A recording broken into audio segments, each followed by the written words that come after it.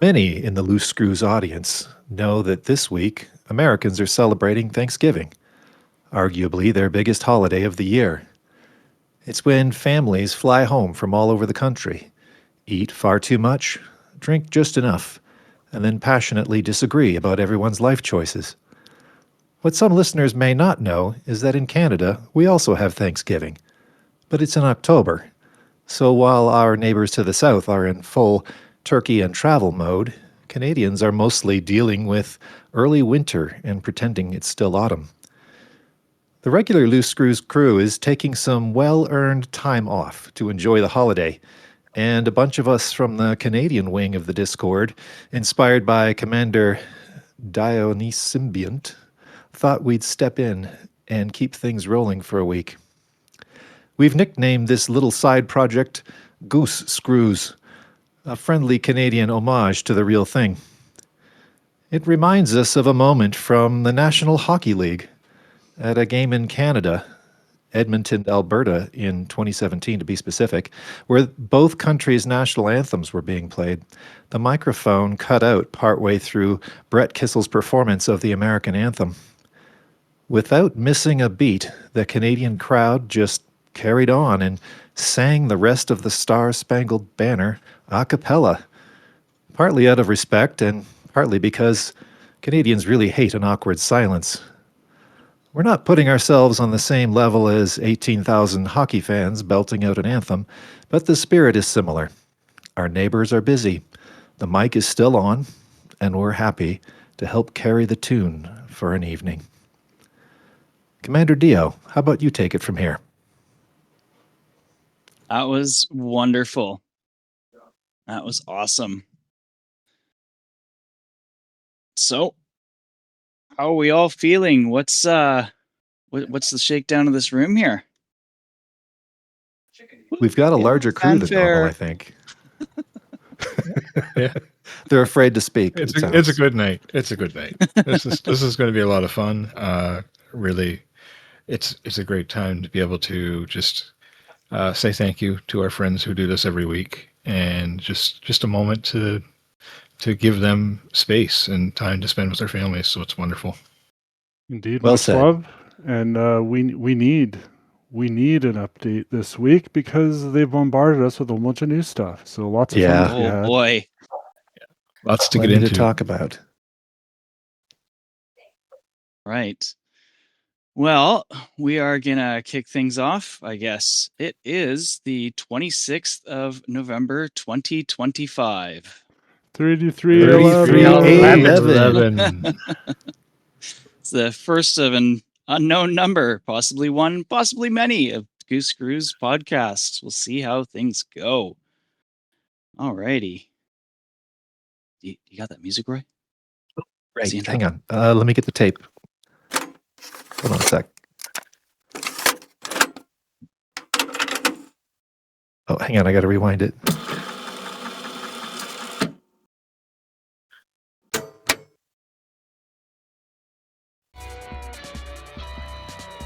Is that an old cassette deck?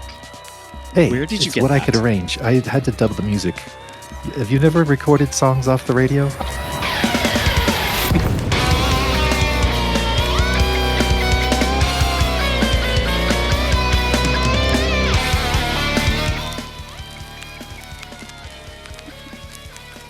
Awesome. And this is what we do on a low budget. Welcome in. We have a completely different cast than the usual, other than our emissary, Roy Cook's in here tonight. With us, we got Kieran, Commander Dionysymbiont, Roy. We got the Jello Wiggler, and Ranglon. Welcome, everybody. I'm Hello. gonna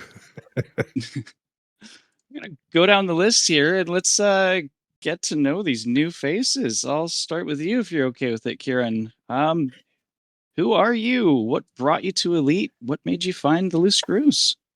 Okay, what brought me to Elite? I used to play the game back in 1984, and I loved the game back then. It was single person, can't play with anybody, but it was good. With me, I've been playing Elite since, I think, 2013. I was on one of the Kickstarters, and loved the game. Much better than the old 84 game.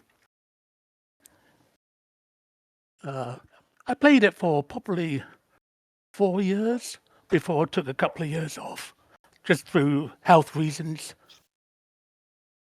So, talking about health reasons, as you know, my commander's name is Kieran 5. The reason why there's a 5 there, it's the 5th time I've used this character. So health-wise, I'm doing okay. People that know me, my lungs have been damaged. So it takes me a while to talk, and I do get out of breath a lot. But things are going okay.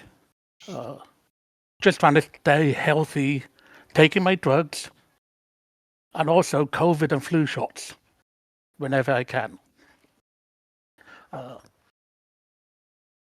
So how long have I been playing Elite? Well, I think it's about 12 years, but off and on a bit. My week in the game, I've actually come back from visiting my mama in Scotland. So I've only really just got back into it. I did the CG and started back at my colonization system, trying to remember what the plan was. In fact, I can't even remember what I was doing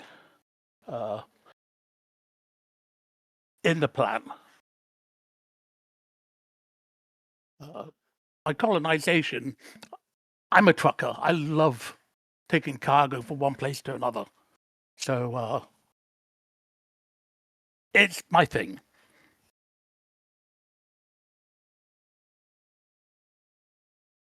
Awesome. So being one of the Canadians of the crew here, where are you from in Canada? I'm actually on the West Coast. I'm going to name a city. It's not the city I'm in, but I'll name Vancouver. I'm close to it, but it's not my actual city. We came here, obviously, if you listen to my voice, you know I'm not a actual Canadian. I grew up in Scotland and joined the military. So ended up meeting a Canadian girl and coming over to Canada in about 2005, I believe. So I'm going to actually hand this back to Dion. Awesome. Well, thank you for that. I do have one more question, though. Yes. What made you find the Loose Screws? How did you become part of that crew? I bumped into Chig playing or attacking Thargoids quite a few years, probably a couple of years ago now. And it was just a laugh. It was great fun. I was with the Fatherhood squadron, but they really didn't do much as a group. And I just like the fact that the Loose Screws they're like brothers to me. You know, if you have a problem, they'll sort it. They'll help you. If you need cat or if you need in-game money, they're willing to give it to you. They're a good crew. Awesome. Well, thank you for that. Welcome.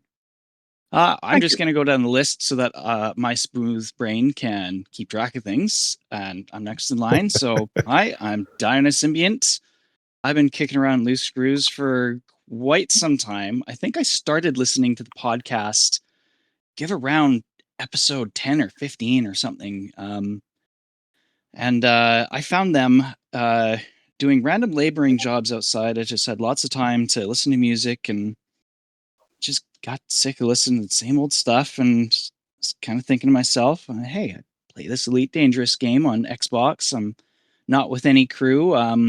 I did kind of join the Fatherhood as well for a short bit because I thought I'd identify with them. And it's not too active. So same thing. I looked around for Elite Dangerous crews and wonder if there's any podcasts. Elite Dangerous podcast I Googled, and there was, of course, Lave Radio came up, and I think there was a couple other things floating around at the time, but Loose Screws came up and North American. Okay, started listening and joined the Discord, and I've been floating around ever since. What I do in game is I don't even know what I do in game. Kind of just wing it and do whatever I kind of feel like doing at the moment.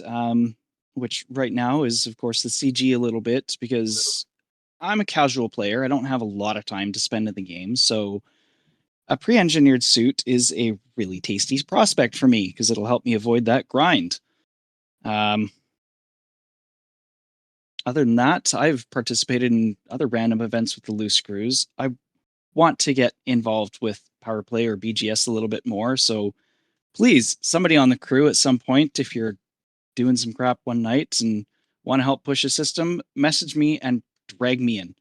Don't let my anxiety make me go, I don't know what to do tonight. Just tell me, you're going to go do this tonight. And I'll hop in voice and I'll come help. But real life, I'm an owner-operator with a courier company. I'm also on the west coast of Canada. I'm on Vancouver Island.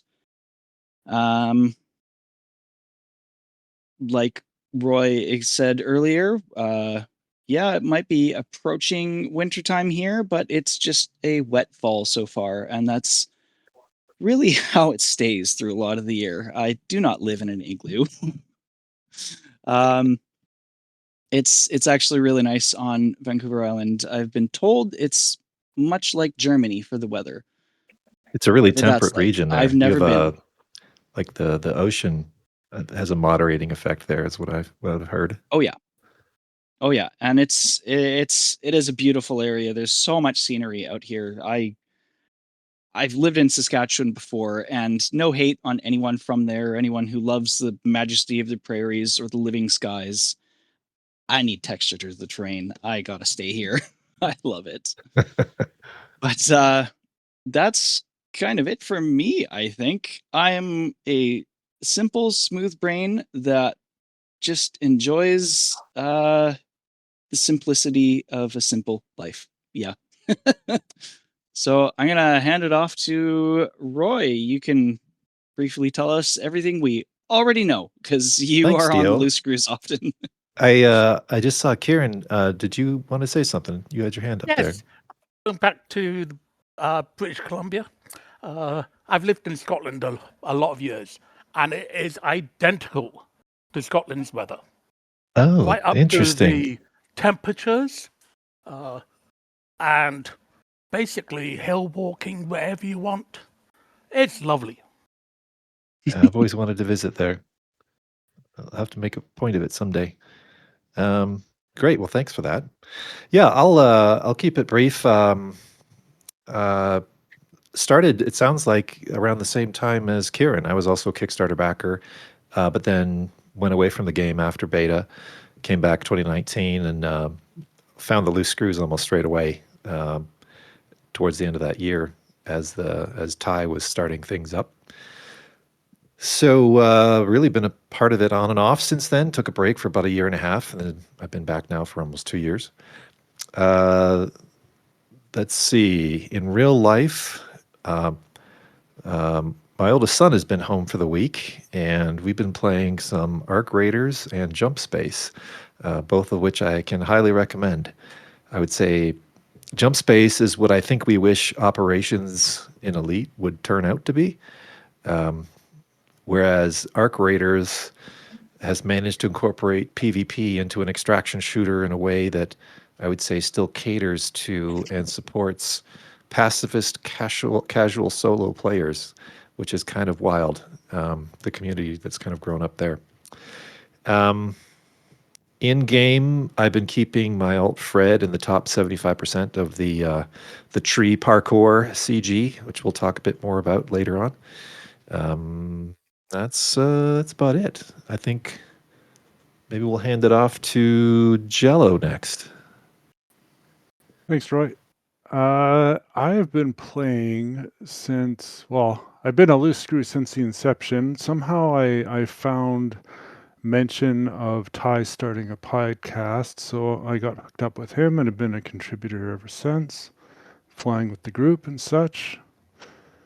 And I can remember bouncing off of Elite in favor of the promise of the game that should not be named, Star Citizen. The game that almost is a game perpetually. I got tired of waiting for it, and I thought, well, hey, what can I do? What's another big space game that I can play?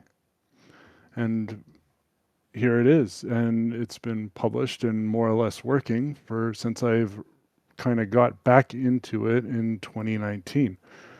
What's up, Dio? Oh, we'll just call that one Schrodinger's game. Is it a game or isn't it a game? Well, until they hit the go button, it's nothing. Alpha doesn't count. Perpetual alpha does not count. I live in Calgary in the Rocky Mountain foothills in a city of 1.5 million. And that's Mountain Time Zone for everybody.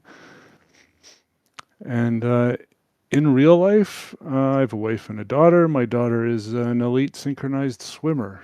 So if I'm not on the computer or at work, I'm probably driving her to pools all over the place or doing fundraisers. Nice. Raglan, how about you?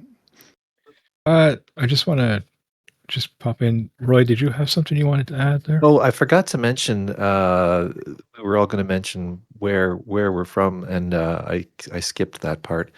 And people may be wondering, like, what am I doing on the Canadian version of this? I grew up in Canada, in Ontario, so Eastern Time Zone, and currently though live in the States in the Mountain Time Zone in Colorado. So just wanted to get that in. Awesome.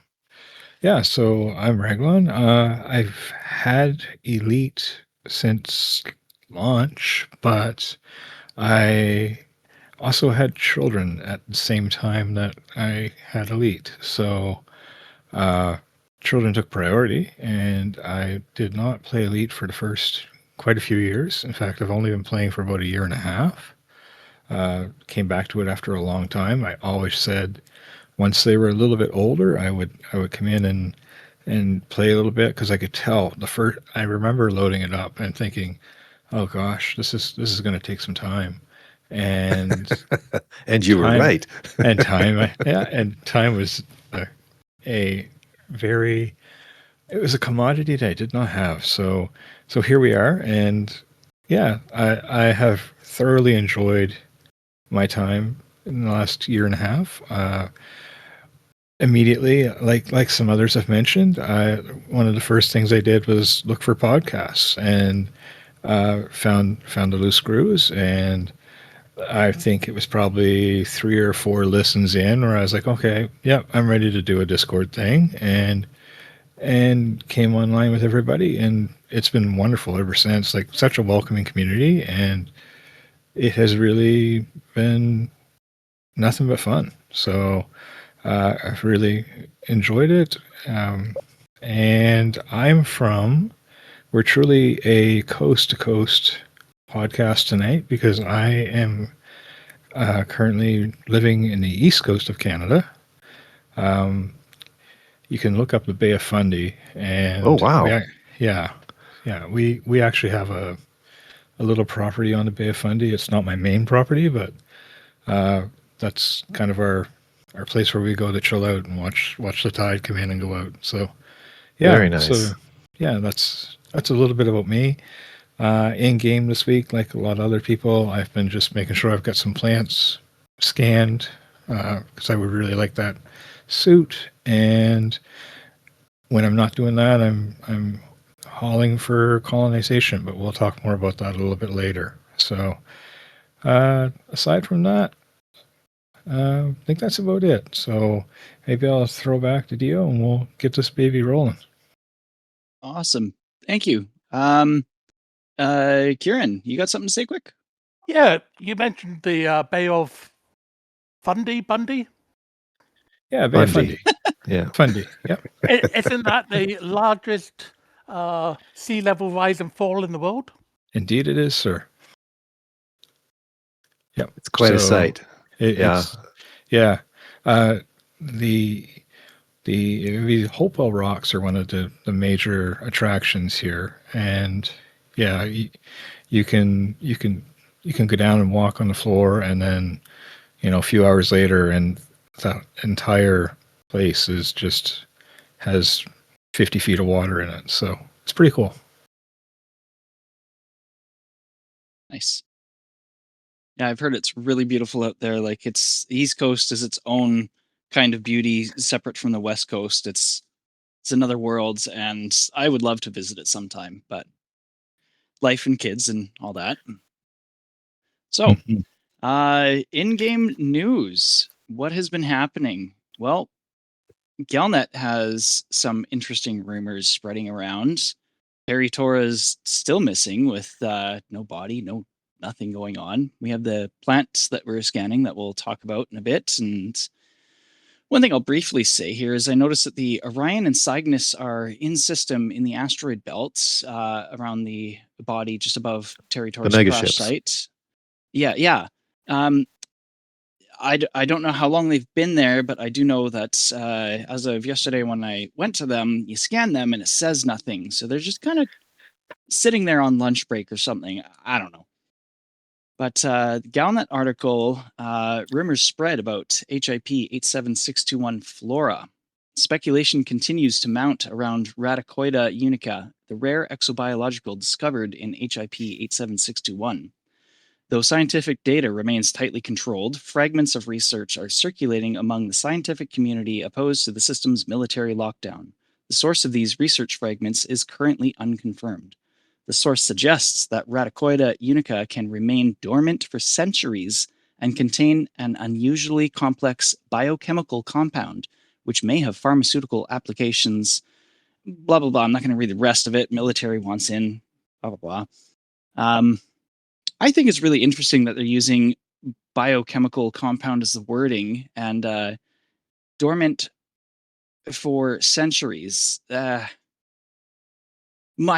have my thoughts on this. We could talk on this in a little bit when we talk about plants and whatnot, but there's more to come. And I think it's neat that they got this good storyline that's going that's got a lot of speculation on all different sides happening in the community. Is it Thargoids? Is it Guardians? Is it something on its own?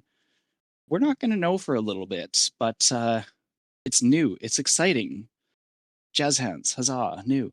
Anyways, dev news. The on-foot balances, well, we've seen a little bit about them on the partner streams, and it's going to be interesting. We'll talk about that in a little bit. Jello, you have some thoughts on this here. I was just thinking maybe Salvation took up gardening. They could tie the two major loose end storylines together and we could get into something really crazy. Oh, geez. He's in one of those pods, but which one? So we also have some very exciting news that we get the exclusive scoop on this week with a surprise November dev blog dropping. The Caspian Explorer. This is going to be fun. I'm excited for it. They have the standard, the stellar, and the galactic that's going to come out. And I think the galactic edition has a very tasteful blue holo kit. I very much like it more than the previous holo kit. Shut up and take my money, FDev. Seriously, I love it. The specs of it. We got hard points. We got 1 large, 6 medium, core internals, a size 8 power plant, size 7 thrusters, size 8 Super Cruise enhanced frame shift drive, size 5 light support, size 7 power distributor, size 8 sensors, and a size 7 fuel tank, which is interesting for a deep range explorer. The optional internals, there's 3 size 1s, 1 size 2, 1 size 3, 2 size 4, 4 size 5s, 2 size 6s, and 1 size 7. And we're going to get to play with that in ARC's early access on December 2nd. Now, people have been playing with it, and what we've seen is that 72 light years or so is easily obtainable, and you can get over 80 with some specific engineering. What we get from this Super Cruise and Supercharge enhanced drive is 3 times boost off of white dwarfs and 6 times boost on neutrons. And somebody had speculated before a 50% increase over the previous. And if my smooth brain math is right, then yeah, you're right. 6 times. So at 80, that would put it at almost 500 light years. Almost. That's impressive. Its Super Cruise speed, it gets up to about 3000 C.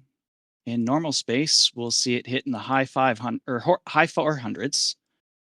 With the special armor that it has that will allow it to dive at planets a little quicker and a little steeper. 75-degree dives. Now, what is it right now? 55 degrees? 55, I that we think. get? 55. Yeah. Yeah, that would be the Mark II ablative plating is what it's called.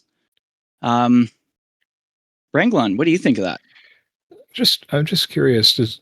What do we think that's all about? Why do we think we're going to need that? Anybody have any ideas on that?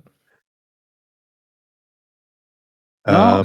The 75-degree dives, or is that something we'll get into later? I was just going to say, I think it might be. I mean, there's all sorts of extrapolations we can make on that, but it might just be as simple as this is another one of the things they're doing to remove what they see as some friction points in the game. In the same way that Super Cruise Overdrive just makes travel faster, this lets you get down to a planet faster. It might be that simple. Mm-hmm.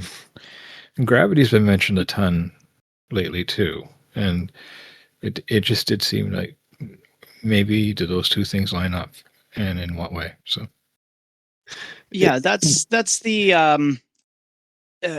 very agile and surface flight that they've been referencing, and we've seen that too with some of the partners, is how much less restricted or tied to gravity of a planet that it is. It's more responsive in atmospheric flight. You don't get pulled down as much.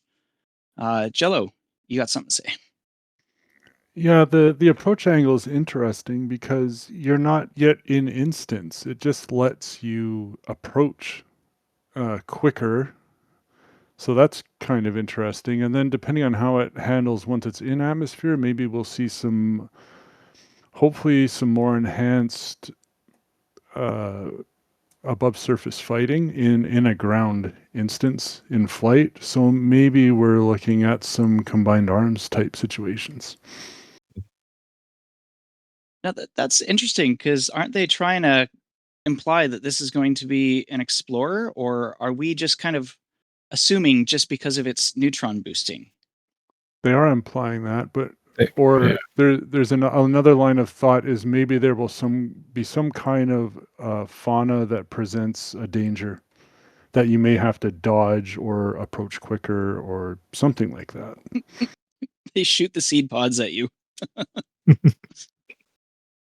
So with that, there's we've seen with a 7A scoop on it though, she eats up enough fuel that it's going to take you about 20 seconds to fuel up each jump.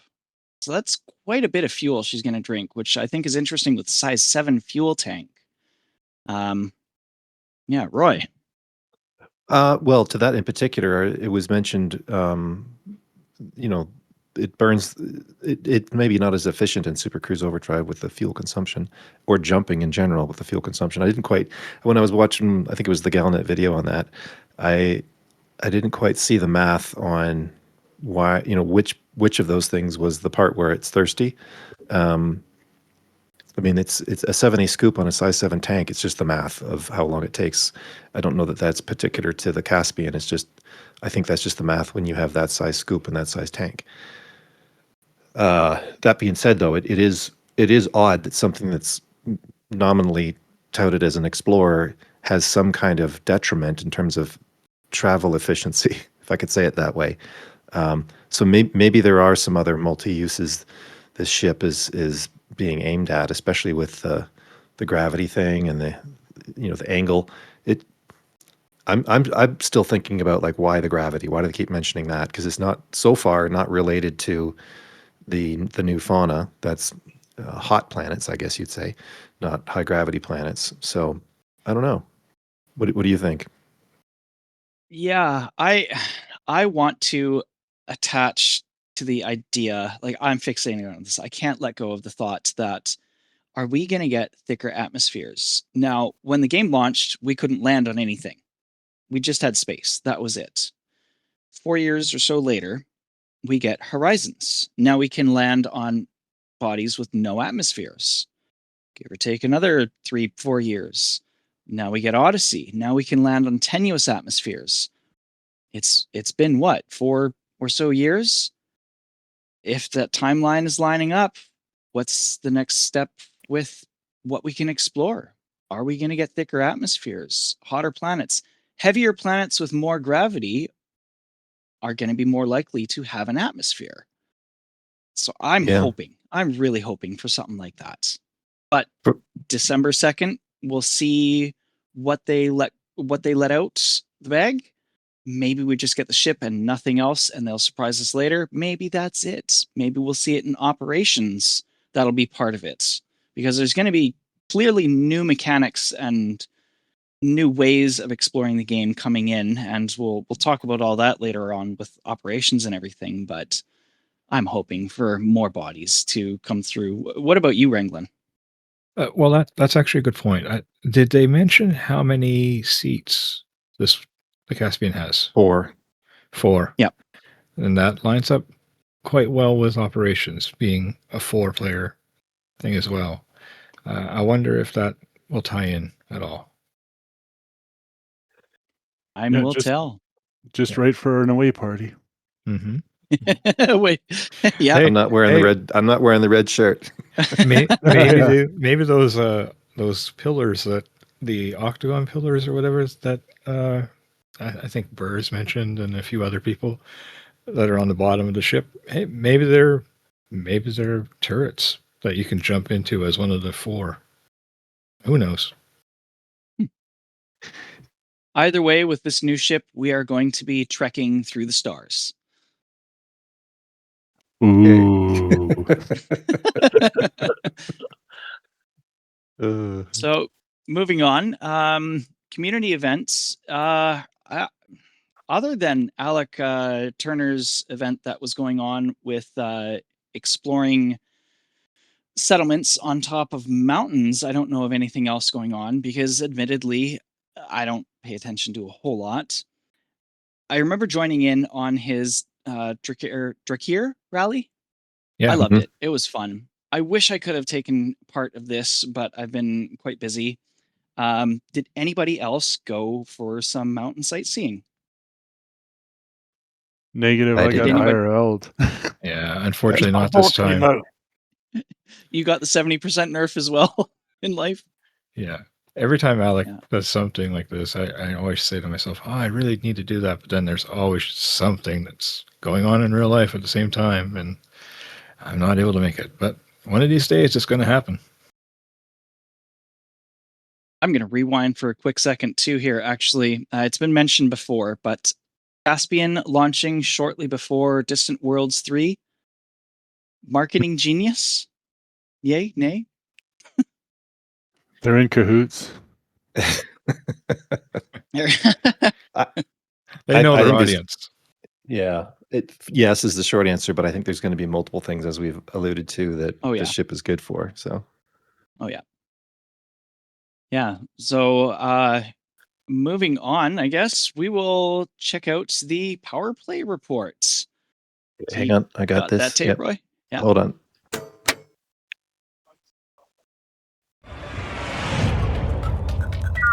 This is the Average. PP report.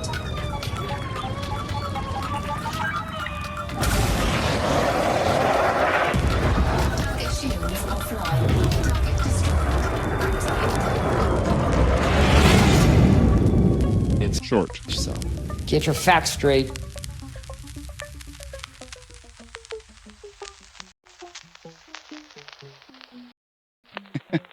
And indeed, it is a short report. We won't lie about it. So, cycle 55, going by the rankings posted by Kruger, we're going to see a trend here too. Duval's still on top. She's gone up 0.083 points. Leon Rui lost a little bit at 0.026. Lavinie Duval is in third with negative 0.071. Mahan gained 0.091. Rom went up the most of anybody at 0.36. I don't know what this number system is. I don't power play. I'm just going to roll with it. Archer went up 0.072. Antal went up 0.082. Kane had a good boost at 0.239. Winters at 0.120. Torval 0.048. Delaney 0.083. And Petraeus, because he sucks, went down 0.339. Nobody shifted any positions in these rankings from the last couple of weeks. The official rankings, I think there has been some shifting going on. But what we noticed this week compared to last week is nobody's really gained as much at all. And that is, we think, thanks to the nerf of the one-ton trading and the lack of merits, which is awesome because now we have to properly play the game instead of exploiting things. So is anybody else involved in power play in here? What are we even seeing? Relics are back to normal as well, so that little blip was done. So I was interested in well, data has come back, so you can now contribute from the ground to PP2. So it'll be interesting to see when we get a little bit more data how much some of those things have affected things, and if things are going to start shifting more. And hopefully nobody will come up with a new exploit to wildly throw things off again. how does that work, Jello? How does the data part work? What do you have to do? I'm curious. Well, there are data terminals in explorable ground installations. They show up as blue in your computer, and you can infiltrate those, or in some cases they're not restricted at all. You just download it if it is an illegal thing to download, and you can collect those. They will say power in the name of the data, and you can get missions depending on what the state is or what your mission is to collect a certain amount of those and go hand them in, and you will get merits for them. You also just get merits for collecting them. And the issue was they turned them off for months because people were able to exploit and relog and get tons of them. And they were throwing the whole balance off because they could hand in so many that would just make everything else completely useless. Cool. Thank you. That's a really great summary of that. So my understanding is that they capped the amount of merits you can get, so you can't go and hand in 10,000 of these things. Yeah, weren't the wasn't Aisling Duval's crew getting in trouble being accused of doing that, and the actual coordinated Discord wasn't a part of that? It was just some rogue agents that were completely bombing systems, if I remember right. Yeah, they were trying to hunt down who was responsible, and I think they did that. And there's been talk of certain people have gotten big bans, and they can no longer do that, or they can no longer play outside of solo, and they got their hands slapped pretty good. I think the guys are still onto something with banning them to open. Yeah, banned to open. Yeah, they banned That's the real solo, and punishment.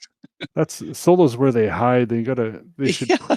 I am still of the opinion, not to open this up again, but I think that anything done in solo should have half effectiveness to BGS or power play, and then those who want to take the risk can have more effect with less effort. Simple. Yeah, risk reward, yeah. Yeah, simple for me to say. How simple that is to implement, who knows?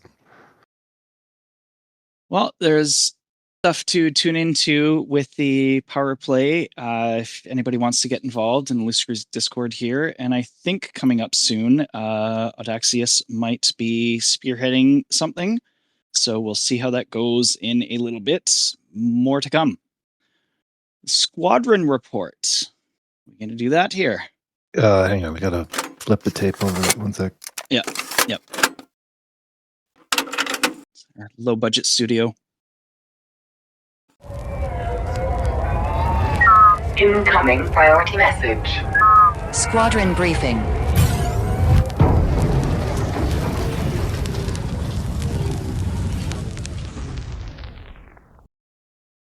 Okay, well, for Squadron Report, I'll take this one. We're going to do Snowbirds Edition. And basically, we've been, as a squad, we've been colonizing out in the Coalsack region. So we've kind of been trying to work together to make that area a little bit more self-sufficient. Volt's done a lot of work. We can haul out of his system now, and he has a refinery going, so most of our metals are all coming out of there, and we're loading up carriers to bring out. And I think the current effort is pushing some CMMs over to Lark's system, and so that's that. If it's still kind of in its early stages, so if anyone feels like they want to add a system in, they should definitely jump on out and get a claim going. So yeah. Dio, did you have something you wanted to add there? No. Okay, I don't do much hauling. Maybe I'll go through a little tourist run. If you guys get a tourist facility, I'll dock there for an evening, but I don't really do any hauling. For sure. The other thing I wanted to mention is it was kind of neat. Ed Skeel had posted in our Discord this week from Elite Dangerous. They have a tool that lets you see all of screw space. You can just put in the loose screws, and we'll make that link available in our show notes, and you might want to check that out. So it's interesting to see how we're kind of have three little pockets going. That's kind of neat to see. So, and lastly, I would be reproached if I didn't mention that indeed the BGS is still broken.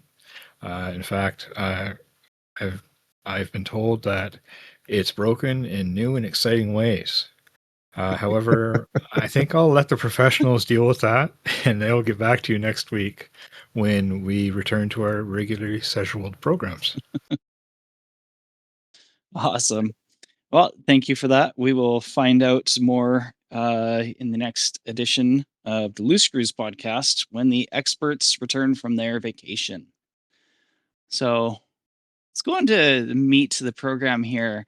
There's the current CG and the quote unquote new plant gunning. Roy, you want to tell us about that? Because you have been quite the explorer and you know quite a bit about this stuff. So help educate my smooth brain on what is happening out there.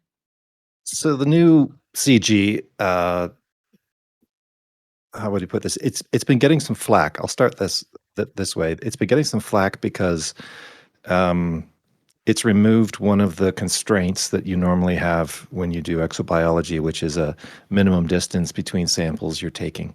Now, that being said, this kind of also goes back to what I mentioned before of they seem to be systematically removing things that they might perceive cause friction for new players or existing players to try to pull out maybe some of the unfun aspects of different game loops. It seems a bit extreme with this one, where when you land at one of these forests, I guess, although there is a distance that you have to go between individual scans to get to your 3 to fill up the canister, that distance is incredibly small, like maybe 10 meters or less. And then once you've filled up the canister, you could immediately, after the animation of filling up the canister, immediately do those same 3 spots, like literally scan the one you were just at and go back through the ones you could scan the same 3 spots over and over again is the complaint. I think the thing that's maybe a saving grace for this CG is the place is just so darn pretty.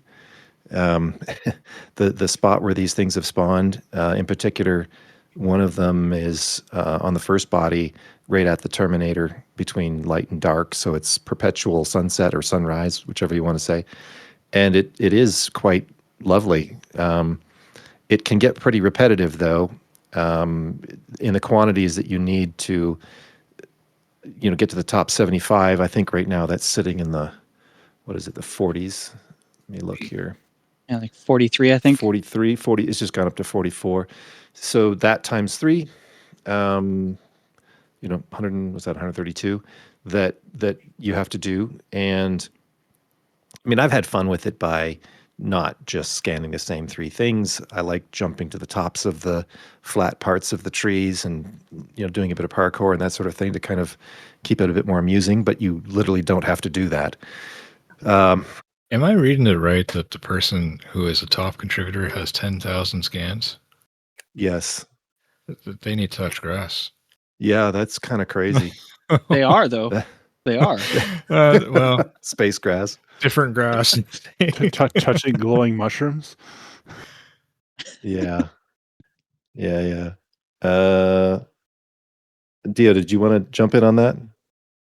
So with the reduction in the radius of how far you have to go to scan, is that an artificial implementation because of the size of the biological sites? Because they really aren't that big? Or do you think that is put in place because of wanting to cater to a new player experience, get people warmed up to this?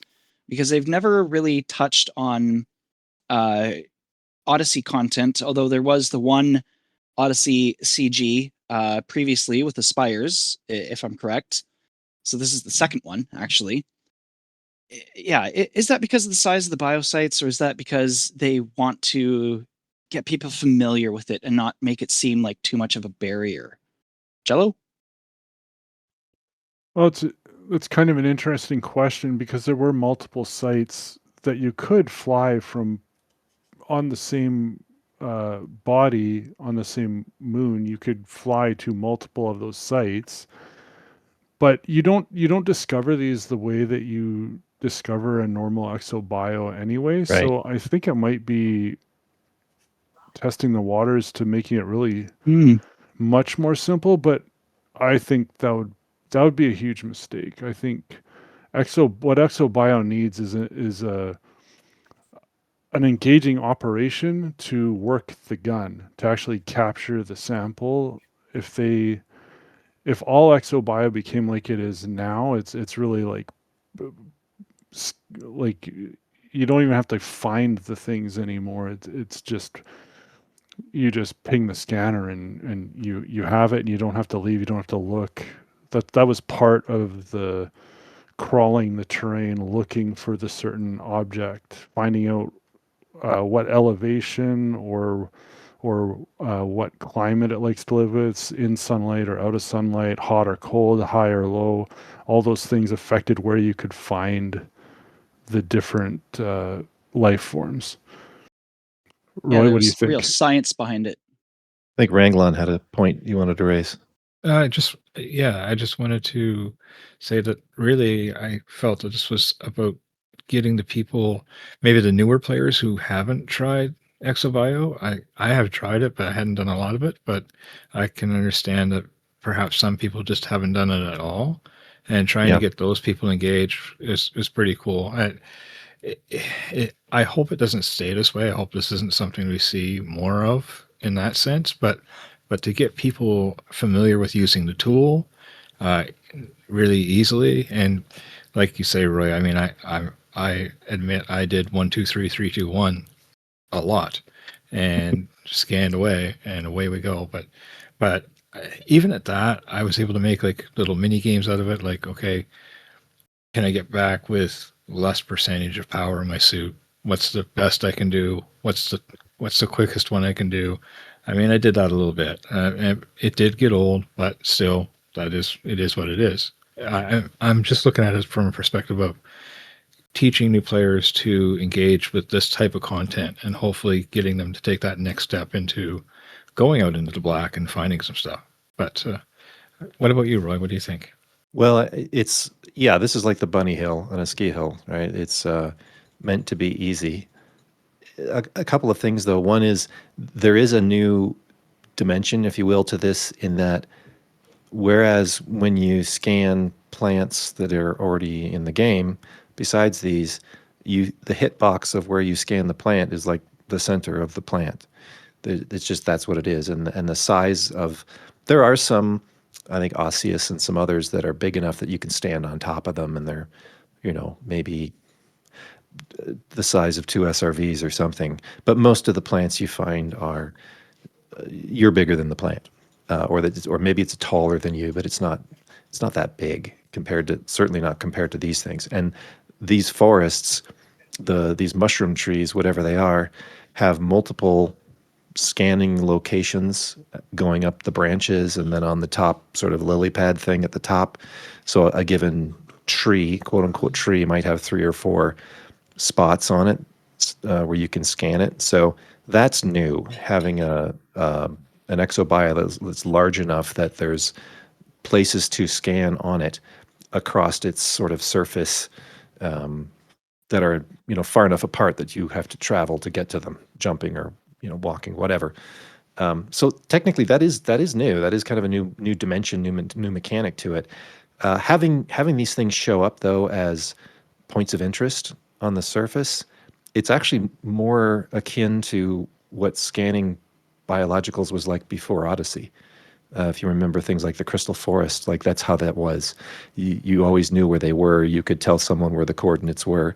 They were all located in a very small geographic area, just like these forests are, as opposed to the rest of the Odyssey introduced biologicals that use the heat map, and they could be anywhere within the heat map. And as Jello was saying, you had to use some, or you do still have to use some knowledge of where these types of plants tend to grow.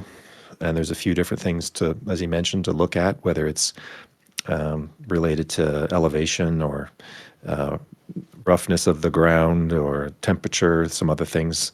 There's all kinds of stuff, all kinds of resources for finding that out from places like Canon Interstellar and other third-party tools and things. So it's not really clear where they're going with this, because it seems to be a mix of old and new. But it also may be just bespoke because it's part of a CG, and I do think there's an element of them trying to pull new people in and not have them bounce off of it right away. These CGs, I think they FDev have a hard time maybe gauging what the level of engagement will be. So to know whether the 75th percentile is going to need 40 samples or 140 samples or 500 samples, kind of hard to predict probably. So I don't know if I hold it against them too much, the repetitive nature of this, because with so many people not having done exobio in the past, it could have been that it was 12 and not 40, 43. Dio, you had something? Yeah, we've seen that in a lot of CGs. Sometimes they underestimate and it gets blown out of the water in 2 days, and sometimes they overestimate and we struggle to hit tier 2. But with these, a couple things about these. First of all, has anyone taken a ride on the little gas plumes or spore I have plumes, as they've been not. called? Have you? Yeah, it sends you up. And it doesn't really do any damage, about 25% to your health. Has anybody listened to them? Has anybody listened to the gas vents? It's an odd noise. I've heard the clicking kind of thing. Yeah, I've heard. Yeah, I heard that click. Yeah. So when right before it happens, you'll hear it kind of burble, very inorganic, liquidy kind of sounds. And then the moment right before it lets out this gas, it's a very fauna-like chittering. It does not sound plant-like at all. And the sound design of this, the sound design crew of the Elite Dangerous is known for being so damn good at what they do. So is this maybe an oversight just to make it sound interesting, or is this deliberate? It's too strange to me. I don't know. Roy, what do you think of that? Well, actually I was doing some more of it today and thinking about that very point. Like, what more to this is there? And what I was thinking is, what if, as this CG develops, as this storyline, the biopharmaceuticals or whatever develop, more things happen at these points of interest with these plants? Like maybe they become more dangerous, maybe some part of it becomes active, and so on. And I could just imagine, actually, what I was thinking was, I could just imagine some poor dev who's hearing about how people are so bored with this because they're just scanning things, over and over, and they're thinking, well, you just haven't seen the other 5 things these things are going to do, and we can't, we weren't going to optimize the difficulty around phase 1 when there's 3 or 4 more phases coming. Maybe this will be the easiest it ever is to scan these things as they do whatever they're going to do next. Jello? Yeah, that point could definitely come through, that this is just the introduction to whatever these mushroom tree growths actually do. And if there's one unimpeachable element of Elite, besides the flight model, is the sound design. And there's no way that they designed an insecty kind of chittering by accident. Right. That's Right. And that it's not, I mean, do you think it's a reused asset or is it new? I haven't heard it. I don't think I've heard that. Yeah, I don't think so It's either. been a lot of years. Has anybody done any deep space exploration and been around the gourds or the void hearts or crystals or anything else like that out in space or in the Lagrange clouds and stuff? Yes. We heard those. Yeah. And they don't sound like it. I haven't heard this sound. No, not there. So with this too, what are we scanning?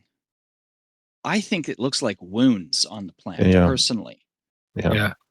That's what it looks like to me too. They've said that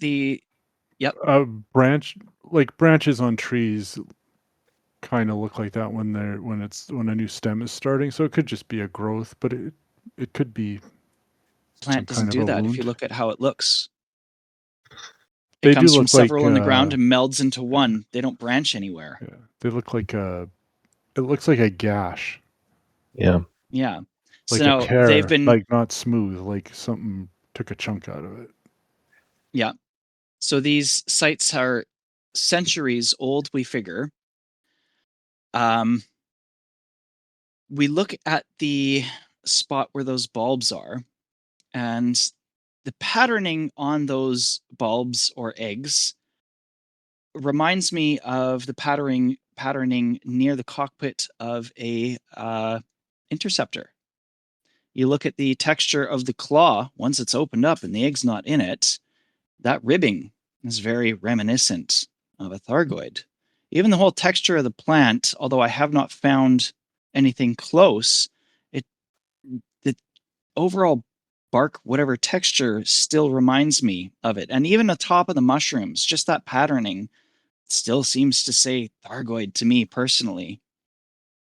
And with this, there's something called cracked ammonia. There is such a thing in real life as blue ammonia, and I've posted about this before in the Discord.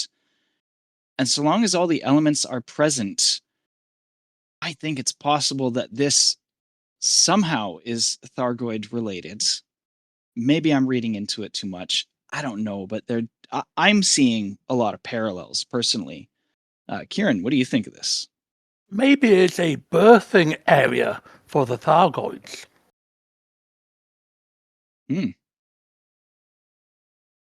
So face huggers confirmed? Maybe. Remains to be seen. We're going to find out. It is interesting how it's got a very plant-like mechanism in that it seems to eject pods. But really, we have nothing but speculations to go on here. So we'll see in a day's time or two what FDev wants to say about it, or if they will just put out a little blanket Galnet article of we're going to analyze this, and then in a couple weeks they will drop some info. Time will tell. Jello. I mean, it's kind of accepted in the player mind that the Thargoids are insect-like, but they look like big flowers, so why can't it come from a plant? Just saying.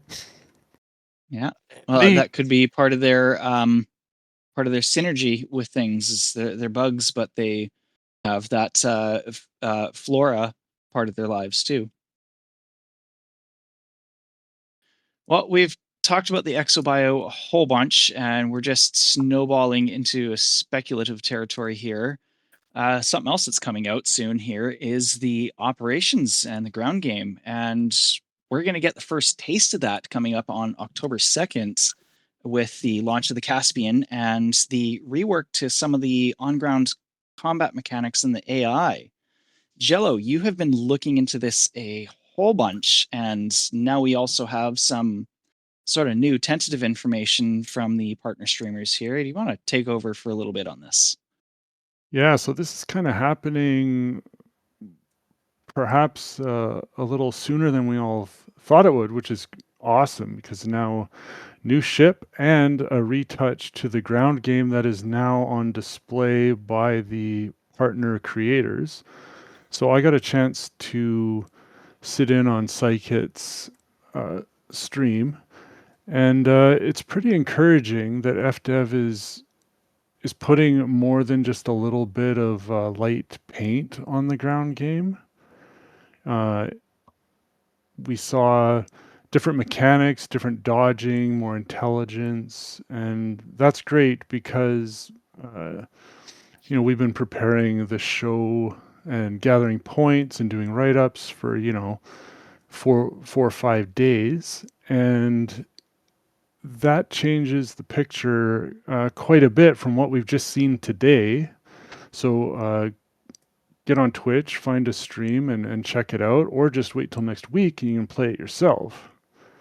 I've been doing a lot of ground CZs, and the game, the production game, is fairly lacking, and it's awesome that they are actively retouching it, and you can tell the difference by watching it for 5 minutes as somebody plays through it, that it is markedly different. Weapons behave differently.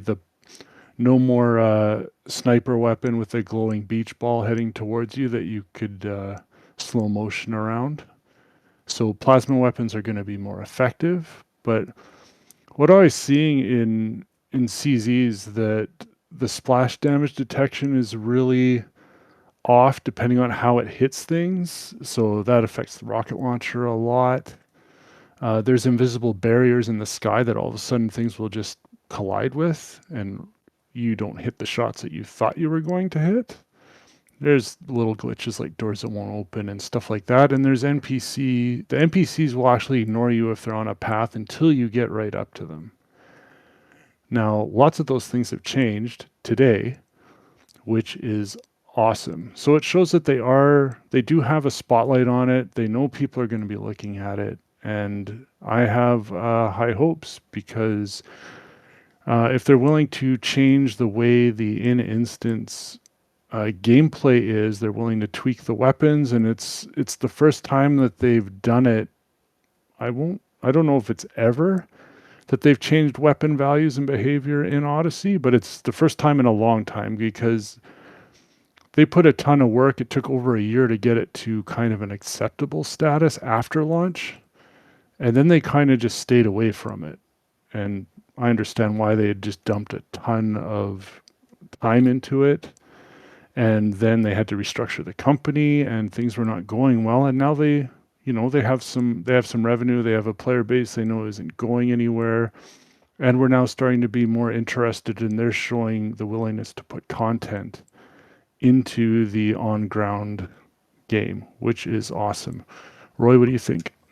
I was going to ask, and I know you've only just seen some of these things. I have not seen that I haven't watched these streams yet. Thinking back to like the other games I've been playing this week, Arc Raiders and Jump Space, I'd be curious your thoughts of like how much better does this make Odyssey on foot combat? Does it start to even get close to other games where that's what the whole game is? I think there was some thought when Odyssey first came out that maybe FDev had ambitions that this would actually be a feature of Elite that people would come to Elite solely for the ground game. Are we heading anywhere near that? I would not even want to set that expectation. I would say it more looks like it isn't going to be annoying and a pain in the ass to play, or it's not going to irritate you. It is not. It's not a world-class first-person shooter. It's not Arc Raiders or Helldivers 2 or Doom or Fortnite. The game is not based on the mechanics of ground combat, but I would say it gets it to a place like it looks like it's a lot more acceptable. And if you think about those games that are arena shooters and extraction shooters and stuff like that, they base, a AAA team a long time to make a Call of Duty or a Battlefield or a Fortnite, and they iterate on those mechanics thousands of times. These guys have, barely scratched the surface, but I'll say again that they're willing to say, hey, we're visiting this again. Check it out. This is our first round of addressing it. Let's see where it goes, because they're going to be putting content into the on-ground game. So there's going to be more people in it. And I think I have hope. I have hope that maybe they'll add some weapons. Maybe they'll start putting some skins in it. And maybe they'll be tweaking it. And tweaking it is really where they got to go, because the other thing that I noticed about specifically about high CZs is that the performance is really not great. And it's not great, not because of the rendering, which they seem to have fixed. Like the actual drawing of the game doesn't seem to be slowing it down. It's the thinking of the AI, of all the non-player characters around you, that seems to be slowing it down a lot. So I have really high hopes that they find efficiencies. So while they're addressing it and they're making them smarter, I hope that they've found a way to do it without taking up more time, and actually they need to take less time. I'm hoping they found bugs where NPCs were just stuck churning or something like that, because you would have instances where you'd go from 90 frames to like 40. And I don't have a super high-end machine. My machine's pretty mid-range, but it does have a high-end video card. But you notice that when there's few NPCs, like after the match is won and there's only friendly NPCs, all of a sudden your frames jump up to my frames jump up to 90 to 110. Whereas when you're actually in combat playing and there's more things happening and there's a lot more pathfinding happening from the NPCs, you're talking about low 50s. So that just has to be polished, because it's nowhere near the detail of some of those other games you mentioned, or the mechanical complexity, and it's still running way, way, way slower. And of course, we're nowhere near the stated minimum. Raglan, what's your experience been?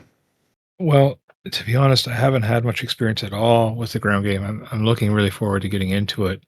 But one of the things that when I was, kind of taking a step back and thinking about this the other day, I wondered if my little pie in the sky vision would be amazing if they could kind of blend what they're doing with the ground game with operations and colonization, in that you could give the player the ability to create their own little colony map and, set it up the way they wanted.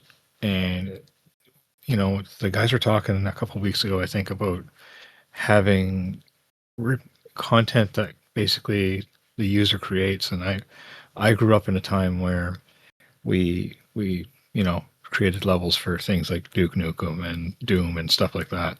Those were some of the best times. And if the ground game does take off, it'd be wonderful to have something like that where we could create our own spaces and a couple modes where we could set it up for the best experience for players and squads and things like that, squads to play against each other, things like that. Anyway, just to add my little pie in the sky view, I just wanted to throw it in. Yeah, that's interesting because you could go two ways. So I think what's more than likely is that as part of the Squadrons theme play, that maybe we'll get missions that we can post in our squadron facilities or on our squadron carrier that squadron members can do.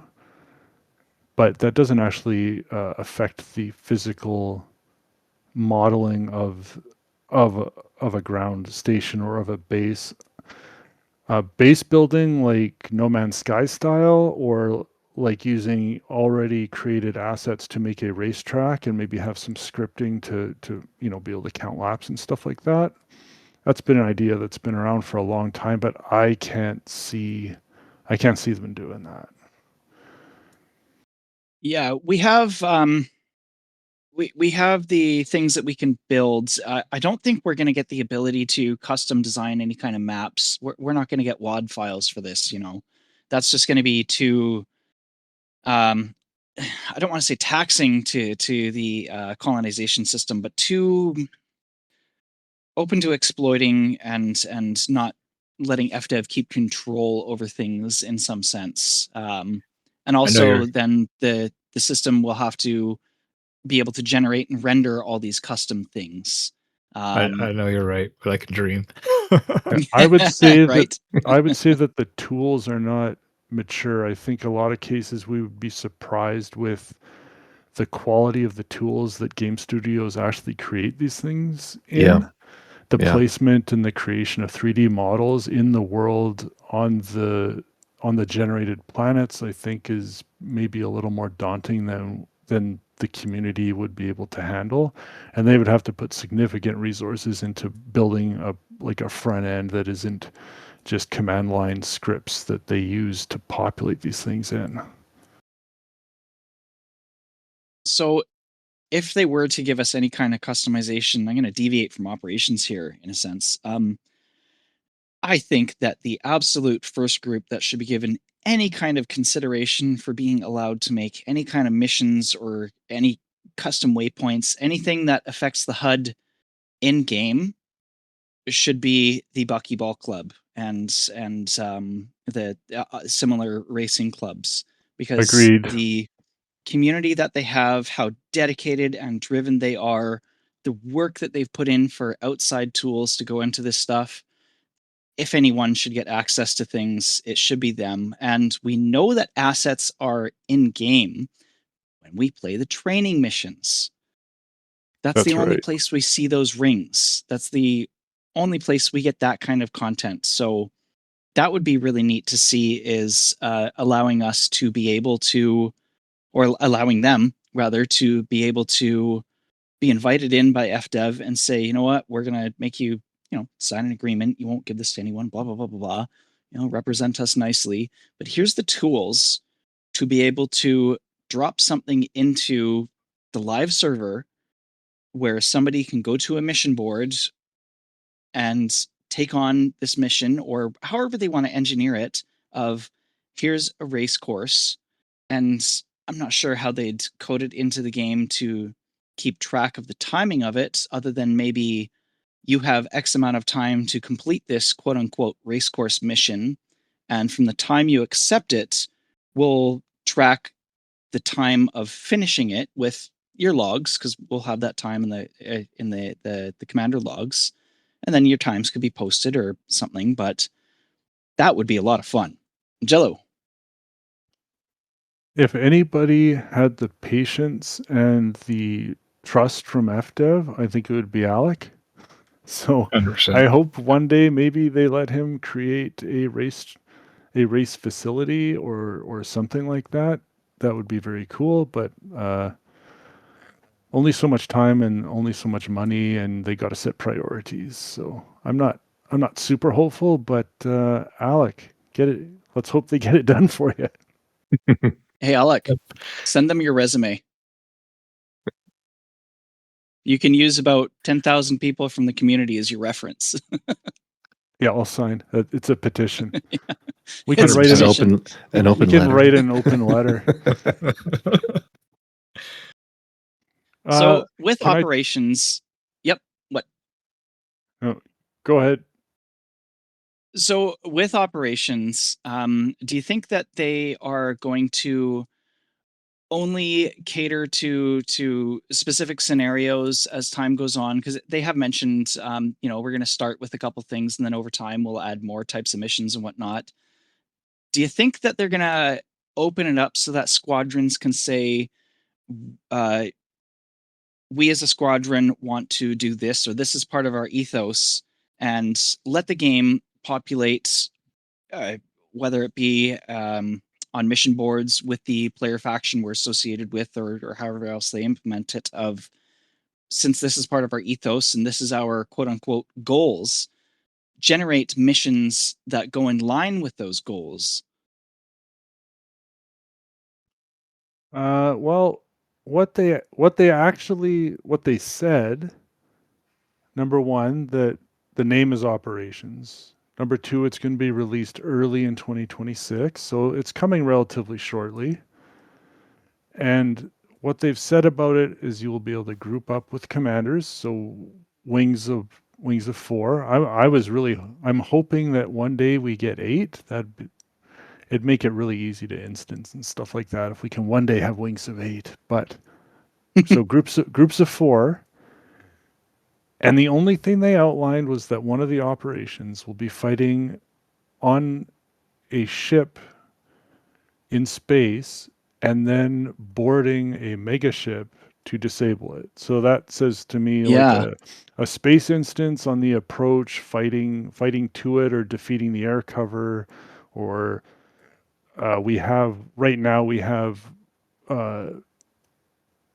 instances where, like on a megaship, where you have to pop all the heat sinks. Maybe you have to pop a number of hatches or kill the guns so you can get to the hatches, and then it would instance into an interior setting. So we already have interior settings, like we can walk around our carriers, we can walk around inside stations, we can walk inside the Thargoid tunnels.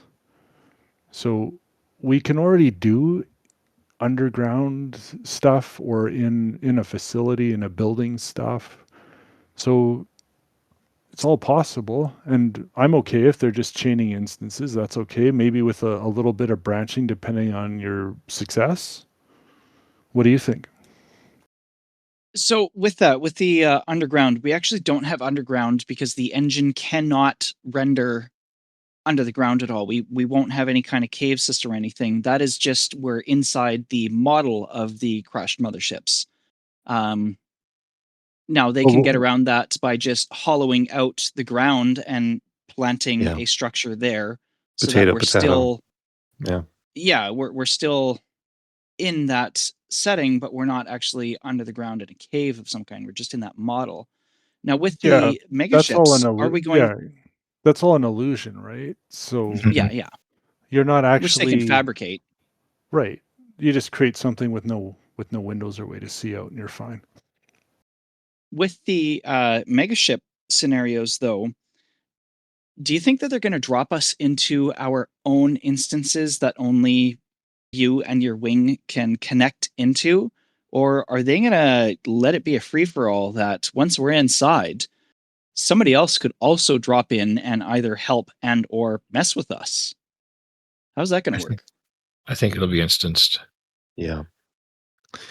What kind would of seem to be instance? closest. Privately instanced or open instanced? Private. I think it'll be your team. It would help them control how much complexity is happening. Although if you look at in space or surface level flight, those instances are completely open. You can drop into one and it can have 16 players in it. You can't wing together, but you can have a ton of people flying over a surface fighting Thargoids. So they typically haven't private instanced things before, but that's how dungeon raids work in MMOs. It's just your group against the whatever the condition is that you're going into. Assuming they're reusing assets, they would have to block the normal thing you do when you drop into an instance with your wing and you want more people in, and you take people out of your wing and you invite new people into your wing, and you one at a time or three at a time bring people into the instance. They'd have to make something in the whatever the artifice is of how you get from the space scenario, say, to inside the megaship. They'd have to make it so that process doesn't survive going through whatever that mechanism is. Otherwise, you could just An do elevator. Yeah, Could be. Mass Effect. What? That may be more problematic. Something I wanted to ask your thoughts on, Jello, on this is, especially as it relates to them dipping into an MMO kind of feature. The thing that I keep thinking about in an MMO about dungeons or mini raids or weeklies or whatever you want to call them is there's always some special reward that you don't get otherwise. And my if I was to think about like what's a minimum viable operation if they're just patching together assets they already have in different ways, it kind of feels like this is going to result in, I don't know, grade 5 mats or something, or data, things that are hard to get, but not there isn't anything in the game right now that's like a unique one-off weapon or module, unless you're thinking about specific, say, CG rewards. And I don't know if they would go to that extent to say, oh, this thing that you can run over and over. Because the other feature that makes it replayable in MMOs is that you don't always get the thing. There's some random chance you can get the thing. And so you keep playing it to get the thing. But we don't have that kind of, necessarily that kind of mechanism. What are your thoughts on that? Well, I don't think FDev is not above creating a bunch of MacGuffin materials that are required to assemble something else that is needed to fight a bigger enemy, such as things to fight titans or objects that were in a titan that needed to be pulled out, or lots of things like that. They could very easily make some kind of an engineering thing that you can only assemble from parts that you get by doing these missions. I've also played a lot of looter shooters like The Division or any shooter like Diablo, where you have to they spawn a lot of gear. I was Borderlands.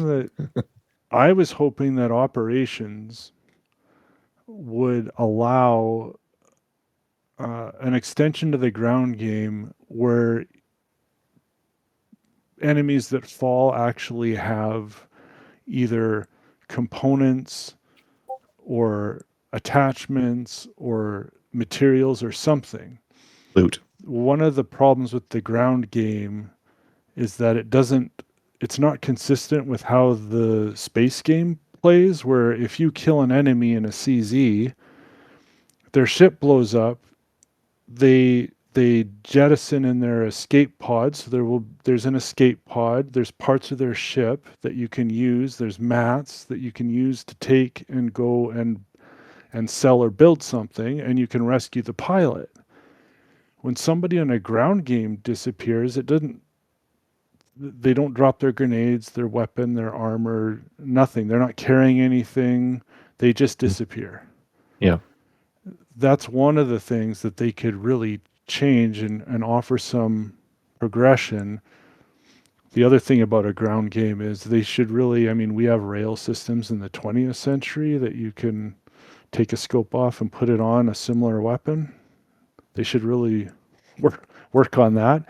And those are the things that will make less friction to the ground game, because up until now it's been kind of at, I'll say, minimum viable product. Yeah. They made a shooter that worked. It doesn't work super great. The performance I still think is lacking, but it renders more or less properly now, and it does operate fairly well. Now they just need to put some gloss on it, put some finish on it, and I think people will like it. It's not going to be like playing a full-fledged shooter that just exists on its own, but it can be a great game, and it can work with Operations, and I'm hoping Operations uses that great game, maybe with... I'm hoping that everything isn't completely instance ground game away from space game. I'm hoping there'll be some opportunities for covering fire and stuff like that, because we've got all these turrets and things that the AI shoots in game. Like, there is anti-aircraft installations that fire and work. I'm hoping there will be a reason or an enhanced gameplay that will have us fly ships in cover for another squad that's on the ground. That would be amazing. That's my pie in the sky kind of thinking. Once they get these new mechanics sorted out, figure out how to chain missions together, who knows? I'm very optimistic. I'll say that. Glenn, what's your thoughts on that? Well, going back to the idea of, like the reward, do we think that the reward will be something you can use throughout the game, or do we think that the reward will be something that will make your character or the optimization better for Operations itself? Well, the wording they used is they'll give us access to rewards that are hard to obtain elsewhere in the galaxy. So it implies it's stuff we already have and that there's nothing new, but I think inevitably they will have some kind of new content added to it. And it would add for incredible replayability if they were to offer something unique to Operations, because they did say that Operations are replayable. So that would be a good way to encourage players to take part in them more. And they are going to be multi-phase. They are going to be in space and on ground. Whether that happens simultaneously, we'll see. But that's my take on the rewards of that. Roy. Actually, Jello had something first. Yeah. I was just thinking that they could do unique rewards. I was thinking that they could do who doesn't want a Lave Radio set of bobbleheads?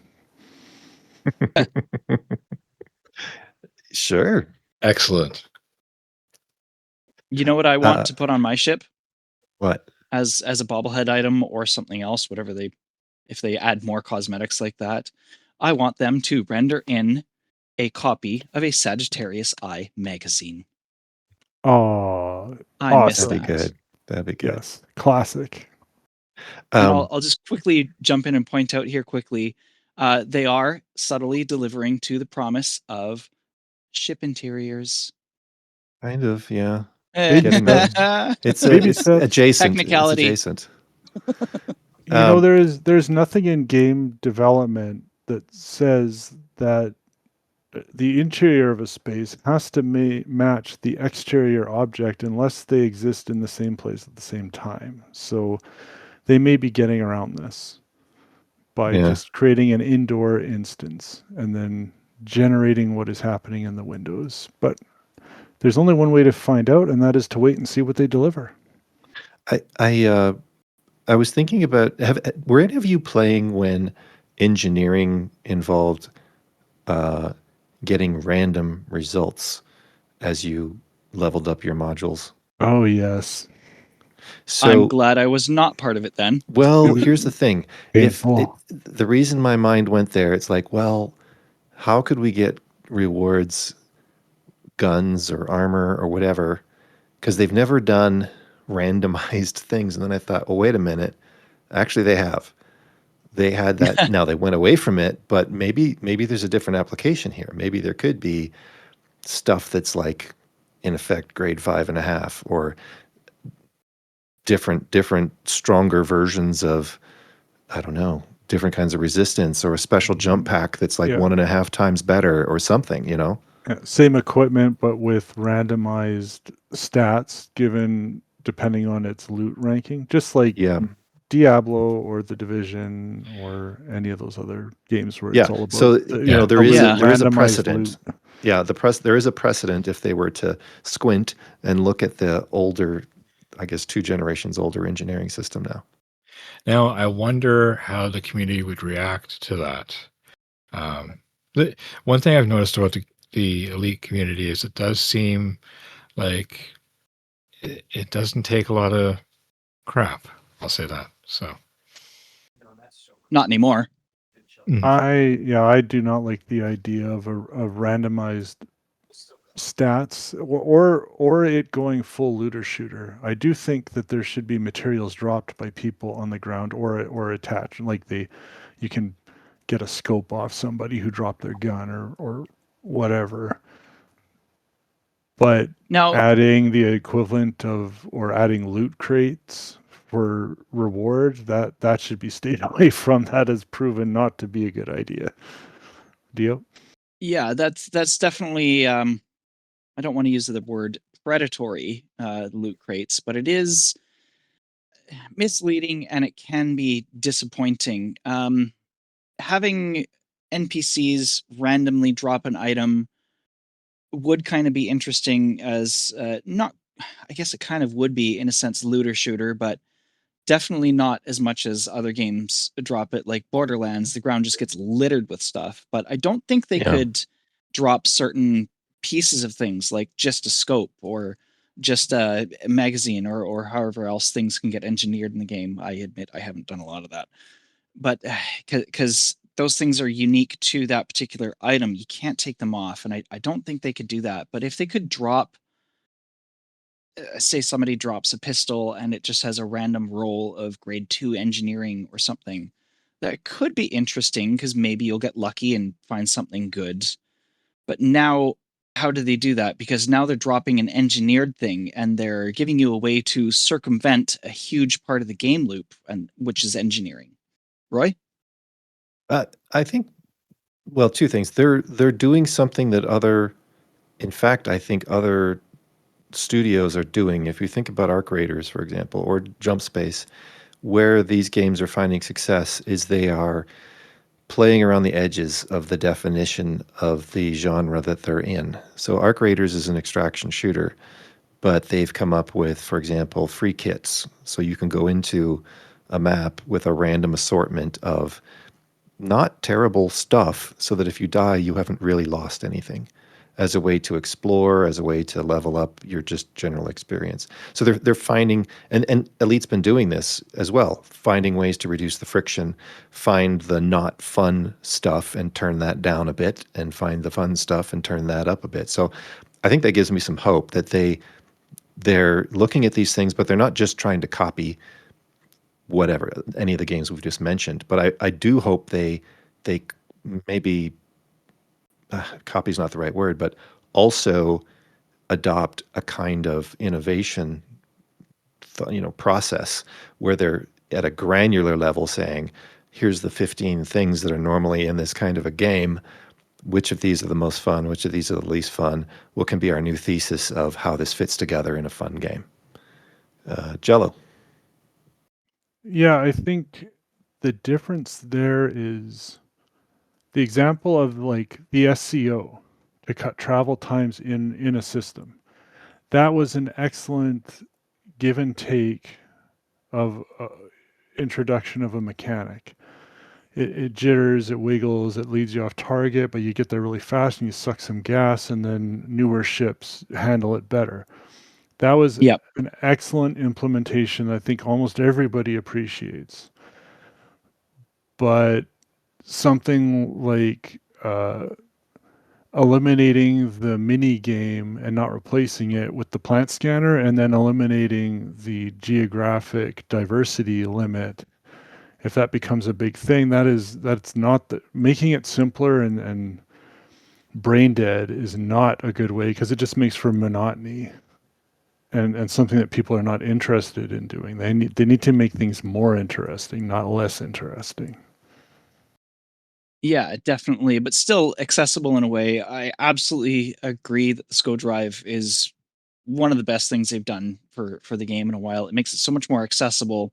They definitely got to, even if it's like, say, a size 2, maybe a size 1, just like the Super Cruise Assist, a module to let us add that in a more efficient way to older ships. Yes, we can SCO drive an older ship, but it is so crap that it's discouraging to use an old ship. We need a stabilizer, kind of like what they did with AX weapons. They gave that stabilizer to give us a little bit more out of those. We need that for a SCO drive so that it isn't as punishing to use an old ship. I'd love to I see still that. love my bucking Asp Scout. It's one, or my Asp Explorer. Oh, 0 days. Sorry.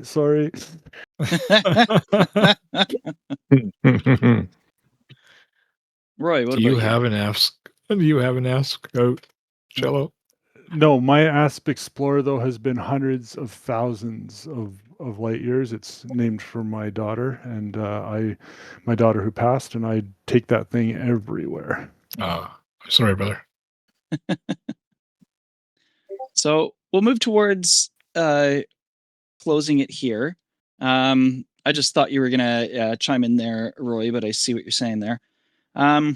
Move towards closing here. So overall, do we think we're happy with the last year of progress and the absolute rebirth of the game? And I'm going to call it a rebirth because it was on life support for a bit. Jello. Absolutely. I think it's been a great, as long as they keep away from pay to win, and if they don't oversaturate everything with new ships that don't really do anything, or they limit creativity by locking it in really hard into only doing one thing, then I think they've done fantastic. I think it's one of the best years that the game has had so far. Definitely. Roy, are you happy with the state so far? Yeah, I think they've got a second year now under their belt where they're making good money, and I would say even in the last 6 months, it's felt like they have become more assertive with some bold moves, and also reactive if they overstep a bit. So it feels like the engagement is up higher, and I'm excited for what's coming next. Definitely. Kieran, how are you with the game? You loving it? Oh, I love the game. I just wish that they would stabilize it a little bit more. The last couple of weeks has been, I'm going to say, disappointing on disconnects and blackout screens. Oh, technically, tunneling. you mean? Yeah. Yeah. Yep, I mean, yep. having all these new things are great. But if the game dynamics are bad, people are just going to go away from it. Yeah, they need to spend some of that well-spent money from us on some more servers. They gotta feed the hamster some protein shakes. Oh, I Rangon, totally what about agree you? with that.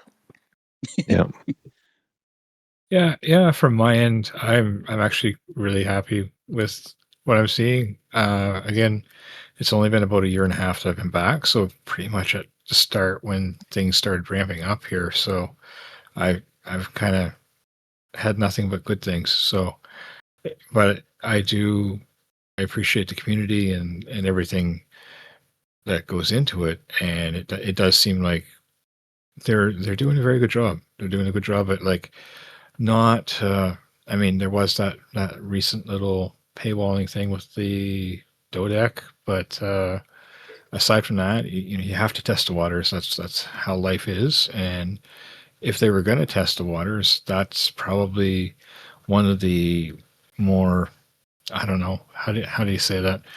One of the easier ways for them to do it would be to add something. At least they didn't add like a I don't know, a ship that was like well beyond anything else. They weren't trying to do that. It was a simple thing with like a human tech broker that no one probably cares about. So overall, I'm very happy. Yeah, I think a lot of the community is really happy with what's going on, and we just gotta not forget to keep them in their place when they try to paywall something, because we've made it clear. No, no, no, no, no, no. So I think we're going to wrap it up here. We've been rambling on for a while, but it's been some wonderful rambling about some really awesome topics of the hot news off the press. So you can find the regular Loose Screws at their website, loosescrews.com. That's loosescrewsed.com. And they got links on the website to the Discords, and check out the merch store. Get yourself a mug. Just don't throw it like David Braben. Love your mug. You can support the Loose Screws on Patreon, patreon.com/loosescrewsed. All the funds go back to the community, and we do a lot of great things. And thank you for the American Loose Screws for starting what you've done, and have a happy Thanksgiving, guys. We can't wait to hear back from you next week. Bye. Bye. Bye.